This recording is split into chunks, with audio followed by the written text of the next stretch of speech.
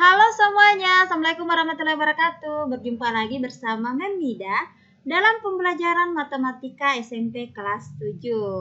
Nah, pada pertemuan sebelumnya kita telah belajar tentang penyajian data, khususnya mengenal dan mengumpulkan data dan menyajikan data dalam bentuk tabel. Untuk pertemuan hari ini kita akan melanjutkan bagaimana cara mengolah dan menyajikan data. Jadi, tonton terus ya video ini sampai selesai supaya kalian dapat mengolah dan menyajikan data. Nah, yang pertama, kita akan mengolah dan menyajikan data dalam bentuk diagram batang. Nah, diagram batang biasanya digunakan untuk menggambarkan perkembangan nilai suatu objek dalam kurun waktu tertentu. Diagram ini sangat tepat digunakan untuk menyajikan data yang variabelnya berbentuk kategori, dapat juga data tahunan.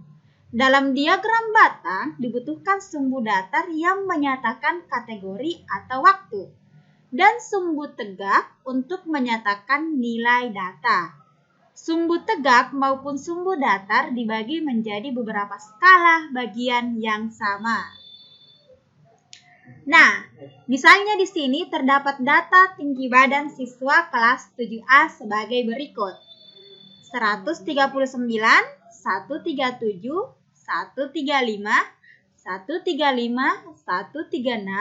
137, 138, dan seterusnya. Nah, karena data yang diperoleh ternyata masih belum urut atau berbentuk acak, sehingga agak sulit untuk dihitung. Oleh karena itu, kita harus mengurutkannya terlebih dahulu. Mulai dari data yang paling kecil sampai ke data yang paling besar. Jadi supaya lebih mudah, kita susun datanya dulu dalam bentuk tabel. Nah, kita bisa lihat tabel yang ada di sini itu tabel tinggi badan siswa kelas 7A. Nah, setelah kita buat tabelnya, buatlah sumbu datar dan tegak yang saling berhubungan. Sumbu datar menyatakan kategori dan sumbu tegak menyatakan banyak data atau frekuensi dari masing-masing kategori. Kemudian, gambar setiap data satu persatu secara berurutan, sehingga diperoleh gambar sebagai berikut. Nah, perhatikan gambarnya. Di sini terdapat tabel tinggi badan siswa kelas 7 yang sudah dibuat, tinggi badan siswa dalam sentimeter. Nah, 135 itu terdapat 5 siswa atau banyaknya 5 siswa yang memiliki tinggi badan sebanyak 135. Untuk 136, tinggi badan 136, banyaknya siswa itu ada 6. Untuk 137, banyaknya siswa itu ada 10. Untuk tinggi badan 138, banyaknya siswa itu ada 5. Untuk tinggi badan 139, banyaknya siswa itu ada 4. Jadi jumlah keseluruhan siswa adalah 30. Nah, yang dimaksud dari sumbu datar dan sumbu tegak adalah ini. Sumbu datarnya di sebelah sini. Nah, inilah yang tadi dikatakan menyatakan kategori. Menyatakan kategori. Di sini kategorinya. Kategorinya apa? Kategorinya adalah tinggi badan. Nah, untuk sumbu tegak itu tadi menyatakan banyaknya data atau frekuensinya. Nah, di sini yang dimaksud frekuensinya adalah banyaknya siswa. Jadi sisa kalian masukkan saja. Tinggi badan yang 135. 135 tadi tinggi badannya berapa orang? Ada 5 orang. Jadi sisa buat diagram batang diselurus dengan frekuensi 5. Begitu pula dengan tinggi badan 136. 136 itu banyaknya siswa ada berapa? Oh, ternyata ada 6. Jadi kalian bikin diagram batang yang selurus dengan frekuensi atau angka 6. Nah, untuk 137 itu ada 10 orang. Jadi, bikin diagram batangnya selurus dengan frekuensi 10 atau angka 10. Untuk 138 frekuensinya 5 juga. Jadi bikin diagram batangnya selurus dengan angka 5. Dan untuk 139 frekuensinya adalah 4. Jadi buat diagram batangnya selurus dengan frekuensi atau angka 4. Nah, seperti itu ya anak-anakku sekalian, anak-anak hebat dalam membuat diagram batang tinggi badan siswa kelas 7A. Nah, selanjutnya kita akan mengolah dan menyajikan data dalam bentuk diagram garis.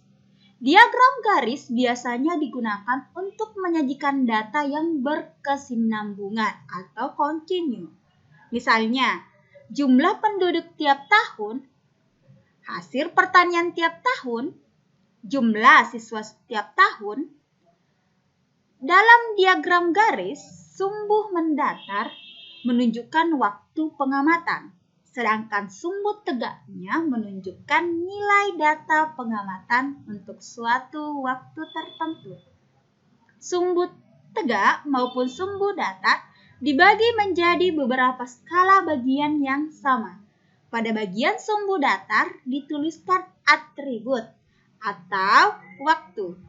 Dan pada sumbu tegak dituliskan nilai data. Nah, sekarang perhatikan. Sesuai namanya, pada diagram garis, data akan digambarkan membentuk garis. Nah, cara menyajikan data dalam diagram garis hampir sama dengan diagram batang. Jadi hampir sama ya. Hanya langkah akhirnya saja yang berbeda. Kalian hanya perlu menarik garis secara berurut dari titik-titik yang telah disesuaikan dengan data. Kalau data tinggi badan siswa kelas 7A kita buat ke dalam diagram garis, maka hasilnya akan seperti pada gambar berikut ini. Nah, perhatikan. Tadi kan untuk tinggi badan 135 ada 5 siswa. Jadi sisa kalian berikan titik pada pertemuan 135, tinggi badan 135 dengan banyaknya siswa atau frekuensinya siswa. Nah, sisa kalian berikan titik di sini. Setelah itu untuk tinggi badan 136 itu banyaknya siswa ada 6. Nah, kalian tandai di pertemuan titiknya. Begitu pula dengan 137 yang banyaknya siswa ada 10 siswa. Untuk tinggi badan 138 banyaknya siswa itu ada 5. Dan untuk tinggi badan 139 itu banyaknya siswa ada 4 orang. Nah, yang membedakannya tadi adalah kalian sisa menghubungkan semua titik-titiknya secara berurut. Dari 135 ke 136, kemudian ke 137, lalu ke 138, dan 139. Nah, inilah yang dikatakan sebagai diagram garis. Nah, pada contoh ini dikatakan diagram garis tinggi badan siswa kelas 7A. Nah, jadi ingat ya, untuk diagram garis dia sama saja. Sumbu tegaknya itu memuat kategori dan sumbu datarnya itu memuat kategori dan sumbu tegaknya itu memuat frekuensi. Nah, sampai sini dulu materi yang Mem sampaikan. Mem harap apa yang Mem sampaikan hari ini dapat bermanfaat bagi kalian. Tetap jaga kesehatan kalian dan tetap semangat belajar.